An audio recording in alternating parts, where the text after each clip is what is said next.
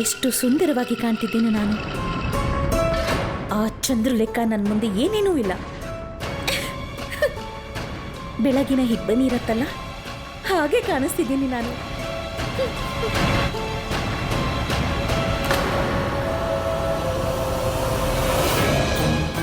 ಈ ಅಧಿರಾಜ ಇಲ್ಲಿ ಯಾರನ್ನ ಹೊತ್ಕೊಂಡು ಬಂದಿದ್ದಾನೆ?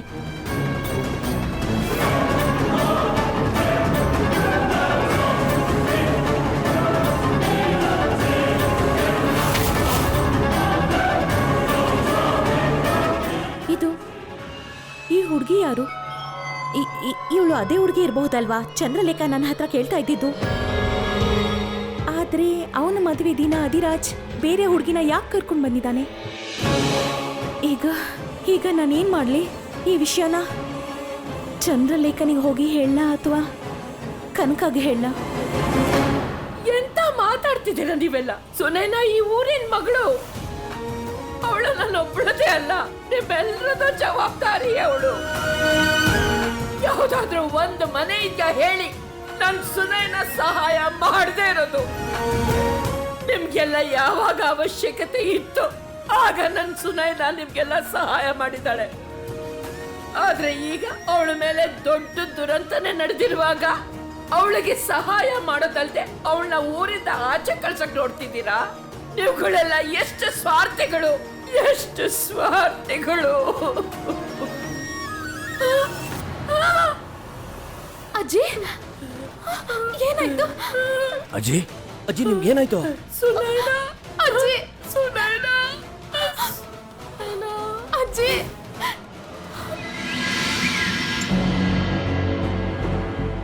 ತೆಗಿರಿ ಅದನ್ನ.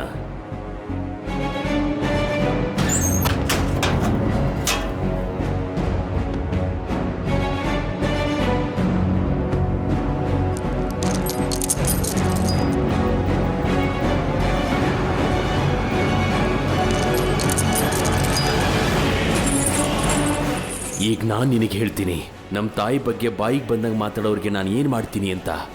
ನಿನಗೆ ಹೇಗೆ ಪಾಠ ಕಲಿಸ್ತೀನಿ ಅಂದರೆ ನಿನ್ನ ಜೀವನವೇ ನಿನಗೆ ಬೇಜಾರಾಗೋ ಹಾಗೆ ಮಾಡ್ತೀನಿ.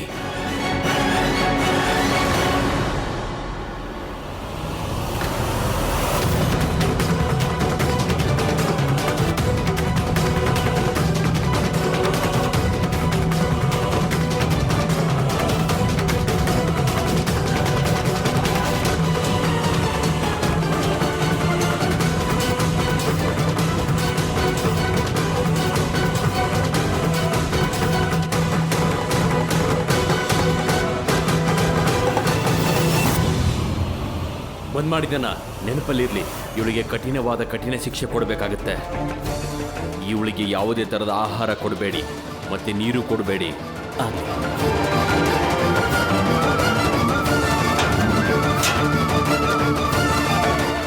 ಇಲ್ಲ,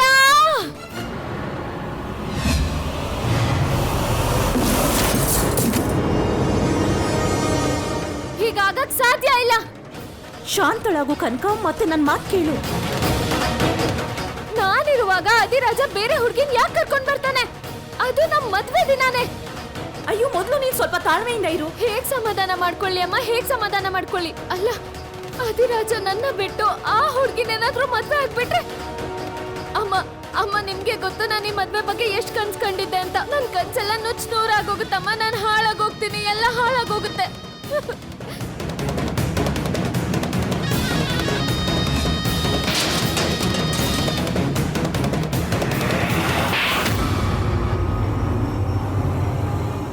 ಹಾಗೆಲ್ಲ ಏನು ಆಗೋದಿಲ್ಲ ಕನಕ, ಶಾಂತವಾಗಿರು. ನೀನು ಶಾಂತವಾಗಿರು. ನೀನೇ ಕೇಳಿಸ್ಕೊಂಡ್ಯಲ್ವಾ ಆ ಡಾಕಿನಿ ಏನ್ ಹೇಳಿದ್ಲು ಅಂತ? ಅಧಿರಾಜ ಆ ಹುಡುಗಿನ ಕೈದಿ ಮಾಡಿ ಬಂದಿ ಖಾನೆನಲ್ಲಿ ಬಂಧಿಸಿದಾನೆ. ನೀನ್ ಚಿಂತೆ ಪಡೋ ಅಗತ್ಯನೇ ಇಲ್ಲ. ಆ ಹುಡುಗಿ ಕೇವಲ ಒಬ್ಬ ಕೈದಿ ಮಾತ್ರ, ಒಬ್ಬ ಕೈದಿ ಅಷ್ಟೇ. ಇಲ್ಲ, ಅವಳು ಅದಕ್ಕಿಂತ ಹೆಚ್ಚಾಗಿದ್ದಾಳೆ.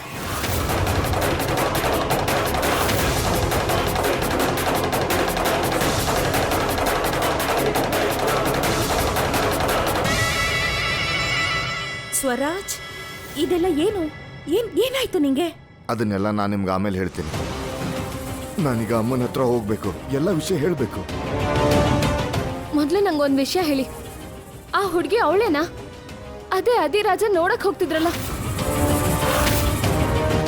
ನೀವ್ಯಾಕೆ ಹೀಗೆ ಹೇಳಿದ್ರಿ? ಅವಳು ಕೈದಿಗಿಂತ ಹೆಚ್ಚು ಅಂತ.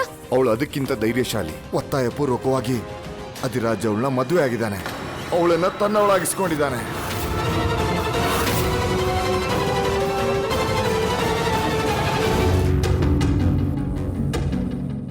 ಅಧಿರಾಜ್,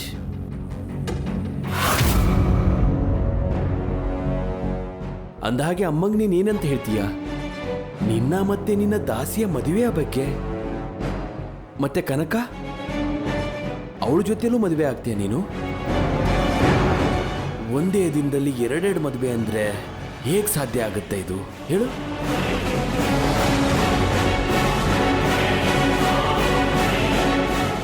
ರಾಜ್ಕುಮಾರ, ಇದು ನಿಮ್ಮ ವಿವಾಹದ ಪೋಷಾಕು.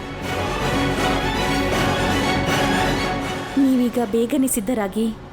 ಆಹಾ, ಮದುವೆ ಬಟ್ಟೆ ಅಂತೂ ತುಂಬಾ ಅಂದ್ರೆ ತುಂಬಾ ಚೆನ್ನಾಗಿದೆ. ಆದ್ರೆ ಇದು ಯಾವುದೇ ಉಪಯೋಗಕ್ಕಿಲ್ಲ. ಈಗ ಗೊತ್ತಾಗತ್ತೆ ಅಧಿರಾಜ ತನ್ನ ಮನಸ್ಸಿನಲ್ಲಿ ಏನ್ ಯೋಚನೆ ಮಾಡ್ತಿದ್ದಾನೆ ಅಂತ. ಅಂದಹಾಗೆ ಒಂದು ಉಪಾಯ ಇದೆ ನನ್ನ ಹತ್ರ. ನೀನು ನಿನ್ನ ಮೊದಲನೇ ಮದುವೆ ಬಗ್ಗೆ ಮರೆತುಬಿಡು. ಕನಕನ್ ಜೊತೆ ಎರಡನೇ ಮದುವೆ ಆಗು. ಹಾ, ಅಂದಂಗೆ ಅಮ್ಮನ್ ಕೂಡ ಅದೇ ಇಚ್ಛೆ ಇತ್ತಲ್ವಾ ನಿನ್ನ ಮದುವೆ ಕನಕನ್ ಜೊತೆ ಆಗ್ಬೇಕು ಅಂತ. ಅಂದಹಾಗೆ ಅಮ್ಮನ ಎಲ್ಲಾ ಖುಷಿಗಳನ್ನ ಈಡೇರಿಸೋದು ನಿನ್ನ ಕರ್ತವ್ಯ ಆಗಿದೆ ಅಧಿರಾಜ್.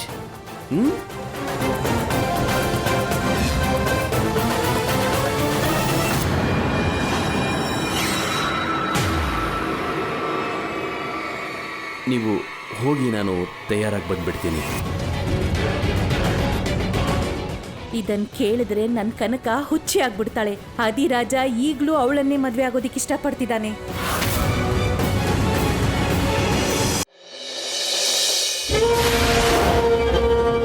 ಮದುವೆ ಆಗೋಗಿದ್ದಾನ ಅವನು. ಈ ವಿಷಯನ ಅಮ್ಮನ್ ನಾನು ಹೇಳಲೇಬೇಕು. ಒಂದ್ ವೇಳೆ ರಾಜ್ಕುಮಾರ ಮದ್ವೆ ಆಗೋಗಿದ್ರೆ ಅವನು ಖಂಡಿತ ಕನ್ಕನ್ ಮದ್ವೆ ಆಗೋದಿಕ್ಕೆ ಒಪ್ಕೊಳ್ತಾ ಇರ್ಲಿಲ್ಲ. ನಾನೇ ಕಣ್ಣಾರೆ ನೋಡ್ದೆ ಎಷ್ಟು ಖುಷಿಯಿಂದ ಅವನು ಮದುವೆಯ ಪೋಷಕನ ತಗೊಂಡು ತಯಾರಾಗಕ್ ಹೋಗಿದ್ದಾನೆ. ಅಧಿರಾಜನ್ ಸಂತೋಷ ಮಹಾರಾಣಿಯವ್ರ ಸಂತೋಷ. ಅವರು ಅವ್ರಿಗೋಸ್ಕರ ಜೀವ ಕೊಡ್ತಾರೆ. ಮಹಾರಾಣಿಯವ್ರ ಆಸೆ ಅಧಿರಾಜ ನನ್ನ ಮದ್ವೆ ಆಗೋದು. ಅಧಿರಾಜನ್ಗೆ ನನ್ನ ಆಯ್ಕೆ ಮಾಡಿದ್ದಾರೆ, ಅದಕ್ಕೆ ಅವರು ನನ್ನ ಜೊತೆನೆ ಮದ್ವೆ ಆಗ್ತಾರೆ. ನೀನ್ ಸರಿಯಾಗಿ ಹೇಳ್ದೆ ಕನಕ. ಹಾಗಾದ್ರ ಹುಡುಗಿ ಅವಳೊಬ್ಬ ದಾಸಿ ಅಷ್ಟೇ, ಕೇವಲ ಒಬ್ಬ ದಾಸಿ. ನಾವೀಗ ಸಂತೋಷ ಪಡೋ ಸಮಯ. ಅರಮನೆಗೊಬ್ಬ ಹೊಸ ದಾಸಿ ಬಂದಿದ್ದಾಳೆ ನಮ್ಗೆಲ್ಲ ಸೇವೆ ಮಾಡಕ್ಕೆ. ನೋಡು ಸ್ವರಾಜ್, ನೀನ್ ಇದನ್ನೆಲ್ಲ ಬಿಡು, ಮತ್ತೆ ಶಾಂತಿಯಿಂದ ಈ ಮದುವೆ ಆಗೋ ಹಾಗೆ ಮಾಡು. ಚಂದ್ರಲೇಖನ ಹತ್ರ ಹೋಗಿ ಏನೇನೋ ಹೇಳಿ ಅವಳಿಗೆ ತೊಂದರೆ ಕೊಡೋಕೆ ಹೋಗ್ಬೇಡ, ಗೊತ್ತಾಯ್ತಾ? ಇಲ್ದಿದ್ರೆ ಸಿಟ್ನಲ್ಲಿ ಏನ್ ಮಾಡ್ತಾಳೋ ಗೊತ್ತಿಲ್ಲ. ಅವ್ರ ಹೋಮದ ಕುಂಡದಲ್ಲಿ ನಮ್ಮನ್ನೇ ಹಾಕಿ ಭಸ್ಮ ಮಾಡದೇ ಇದ್ರೆ ಒಳ್ಳೇದು. ಅದಕ್ಕೆ ನೀವೀಗ ನೆಮ್ಮದಿಯಾಗಿ ಅವ್ರ ಸಾಧನೆ ಮಾಡೋದಕ್ ಬಿಡಿ.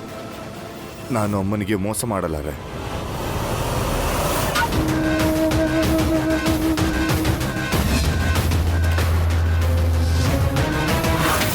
ಇವನೀಗ ಚಂದ್ರಲೇಖನ ಹತ್ರ ಹೋಗಿ ಏನು ಹೇಳಕ್ಕಾಗಲ್ಲ. ನೀವಿಬ್ರು ತುಂಬಾ ತಪ್ಪು ಮಾಡ್ತಾ ಇದ್ದೀರಾ.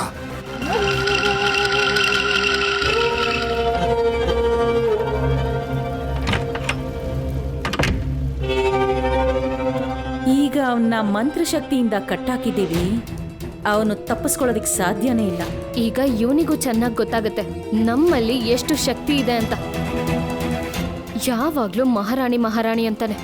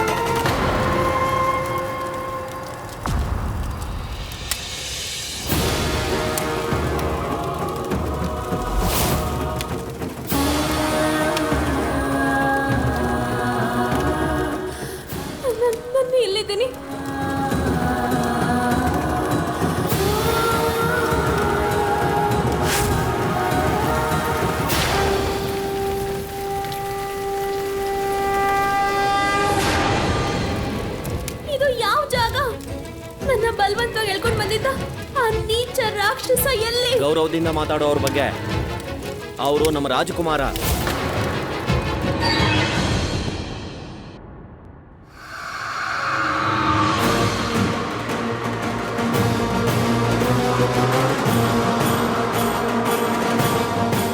ಓಂ ಕ್ರೀಂ ಕ್ರೀಂ ಚಾಮುಂಡಾಯ ನಮಃ.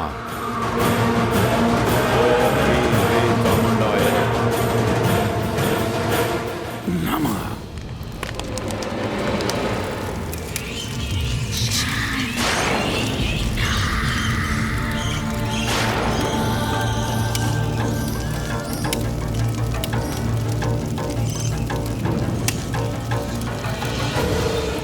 ಇವತ್ತು ನನ್ನ ಕಠಿಣ ಸಾಧನೆಯ ಫಲ ಸಿಕ್ಕೇ ಸಿಗುತ್ತೆ. ಚಂದ್ರನಿಗೆ ಗ್ರಹಣ ಹಿಡಿಯುತ್ತೆ. ಇದೇ ಅಶುಭ ಮುಹೂರ್ತದಲ್ಲಿ ಅಧಿರಾಜ್ ಮತ್ತೆ ಕನಕನ ಮದುವೆ ಸಂಪೂರ್ಣ ಆಗುತ್ತೆ.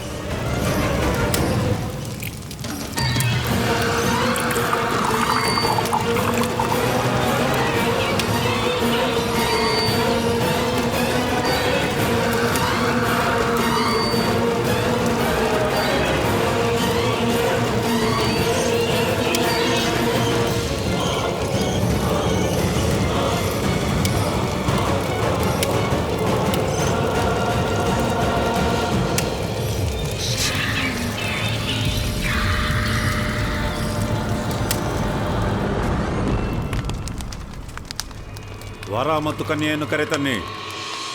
ಬರ್ತಿದ್ದಾರೆ.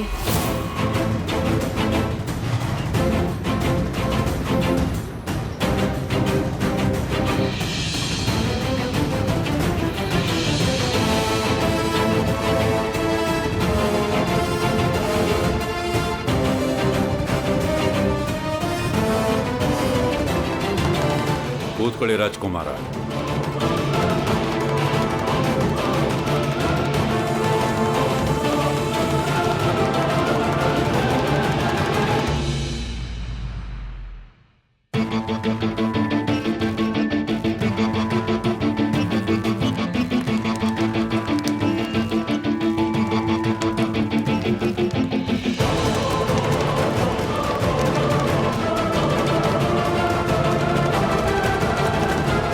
ಕನ್ಯೆಯ ಹಸ್ತವನ್ನು ವರನ ಹಸ್ತದ ಮೇಲಿಡಿ.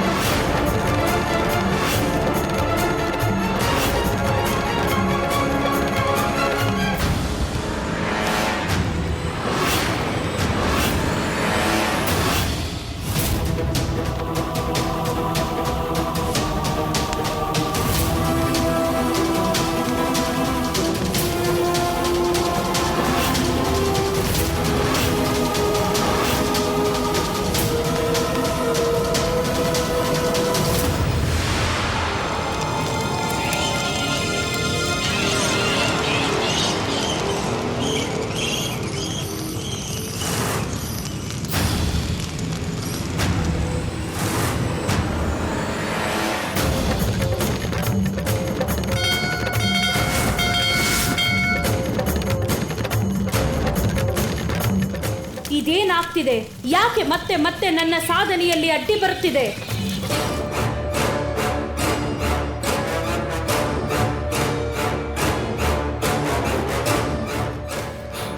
ಬಿಡಿ, ನನ್ನ ಇಲ್ಲಿಂದ ಆಚೆ ಹೋಗ್ಬೇಕು. ಬಿಡಿ, ನನ್ನ ಮನೆಗೆ ಹೋಗ್ಬೇಕು.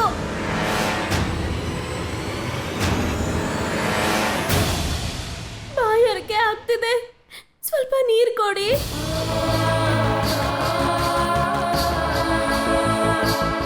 ನಾನು ನಿನಗೆ ನೀರು ಕೊಡಲ್ಲ, ಊಟನೂ ಕೊಡಲ್ಲ. ಇದು ರಾಜಕುಮಾರರ ಆದೇಶ.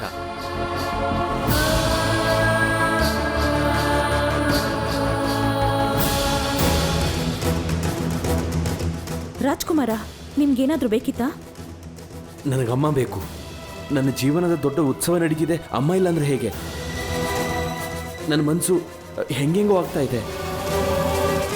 ಇಷ್ಟು ಚಿಕ್ಕ ವಿಷಯನ ನೀವಂತೂ ನನ್ನ ಹೆದರ್ಸೇ ಬಿಟ್ರಿ. ಅಮ್ಮನ ವಿಷಯ ಮಾತಾಡ್ತಿದ್ದೀನಂದ್ರೆ ನಂಗೆ ಅದು ಚಿಕ್ಕ ವಿಷಯ ಅಲ್ಲ ಕನಕ. ಹಾ ಖಂಡಿತ. ನಾನ್ ಏನ್ ಹೇಳ್ತಿದ್ದೆ ಅಂದ್ರೆ ನಿಮ್ಗೆ ಚೆನ್ನಾಗ್ ಗೊತ್ತು ಮಹಾರಾಣಿಯವರು ಯಾಕೆ ಇಲ್ಲಿಗೆ ಬರ್ತಿಲ್ಲ ಅಂತ. ಅವ್ರಿಗನ್ಸುತ್ತೆ ಒಬ್ಳು ತಾಯಿ ದೃಷ್ಟಿ ಮಗು ಮೇಲೆ ಮೊದ್ಲು ಬೀಳುತ್ತೆ ಅಂತ. ಹಾಗೆ ಚಿಂತೆ ಯಾಕೆ ಮಾಡ್ತೀರಾ? ಮಹಾರಾಣಿ ನಮ್ ಸುತ್ತಮುತ್ತನೇ ಇದ್ದಾರೆ. ಅದೇ ರಾಜ್ಕುಮಾರ, ಮಹಾರಾಣಿಯವರು ಮೊದಲೇ ಹೇಳಿರೋ ಹಾಗೆ ನಿಮ್ಮ ಮದುವೆ ಯಾವುದೇ ಅಡೆತಡೆ ಇಲ್ದಿರೋ ಹಾಗೆ ನಡಿಬೇಕು. ಇದೇ ಅವ್ರ ಇಚ್ಛೆ ಆಗಿತ್ತು. ಅವರ ಆಸೆನ ಪೂರೈಸೋದು ನಮ್ಮ ಕರ್ತವ್ಯ. ಅದಕ್ಕೆ ರಾಜ್ಕುಮಾರ, ನಡೀರಿ, ಶುಭ ಕಾರ್ಯನ ಪೂರೈಸೋಣ.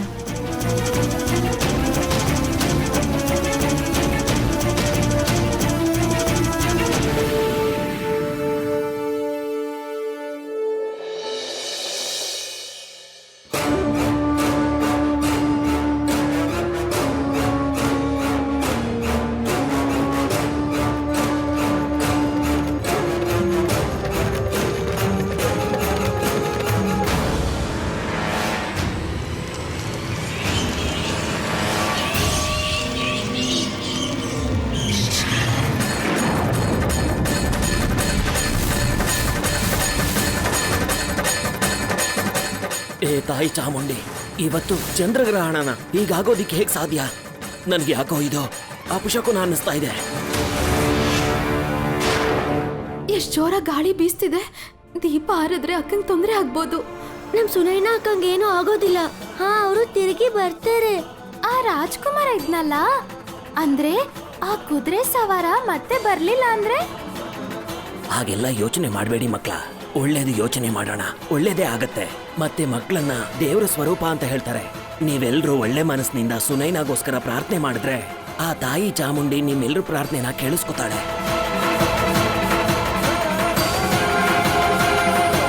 ಬನ್ನಿ ಬನ್ನಿ, ನಾವೆಲ್ಲರೂ ಬೇಡ್ಕೊಳ್ಳೋಣ. ಬನ್ನಿ ಅಜ್ಜಿ, ನಾವು ಬೇಡ್ಕೊಳ್ಳೋಣ. ಹೇ ಚಾಮುಂಡೇಶ್ವರಿ, ನನಗೆ ಸಹಾಯ ಮಾಡು ತಾಯಿ, ದಯೆ ತೋರ್ಸು.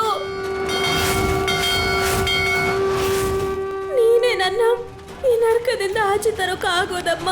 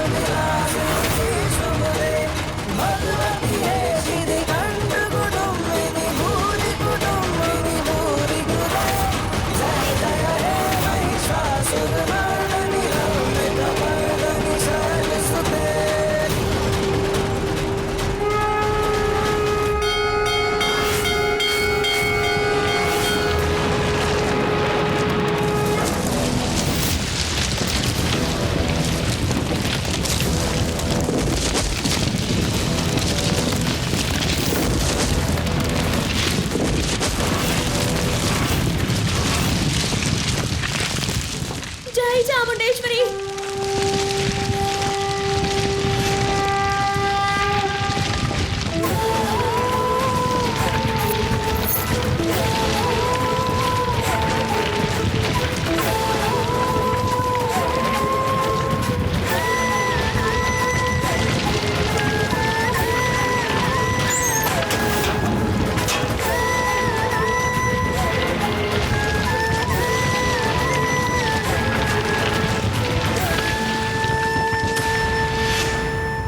ಯಾರು ನೀನೊಬ್ಳೆ ಈ ತರ ಯಾಕೆ ಇಲ್ಲಿ ಓಡಾಡ್ತಾ ಇದೀಯಾ? ಈ ಜಾಗದ ಹೆಸರೇನು? ಇದು ಅರಮನೆನಾ? ಇಲ್ಲಿಗೆ ಬರೋದಿಕ್ ಮಾತ್ರ ದಾರಿ ಇದೆ, ಹಿಂತಿರ್ಗೋಗೋಕ್ ದಾರಿ ಇಲ್ಲ. ಇದು ಅದೇ ಸೂರ್ಯನ ಚಿಹ್ನೆ. ಆ ದುರಹಂಕಾರಿ ಬಾಣದ ಮೇಲೆ ಇದ್ದಿದ್ದು ಅಚ್ಚಿ ಪತ್ರದ ಮೇಲೆ. ಇದನ್ನು ಕನ್ಯೆಯ ಹಣೆಗೆ ಇಡು. ನಿಲ್ಲು. ನಿನಗೆ ಇಲ್ಲಿಗೆ ಬರೋದಕ್ಕೆ ಎಷ್ಟು ಧೈರ್ಯ ಇರಬೇಕು? ಇನ್ನೊಂದು ಹುಡುಗಿ ಜೀವನ ಹಾಳು ಮಾಡೋದಕ್ಕೆ ನಿನಗೆ ಎಷ್ಟು ಧೈರ್ಯ ಇರಬೇಕು? ಇಲ್ಲ, ಹೀಗಾಗ್ಬಾರ್ದು. ನನಗೆ ಈ ಮುಹೂರ್ತದಲ್ಲಿ ಚಂದ್ರಗ್ರಹಣ ಬೇಕಾಗಿತ್ತು. ಯಾವುದೇ ಕಾರಣಕ್ಕೂ ಸೋಲ್ಬಾರ್ದು.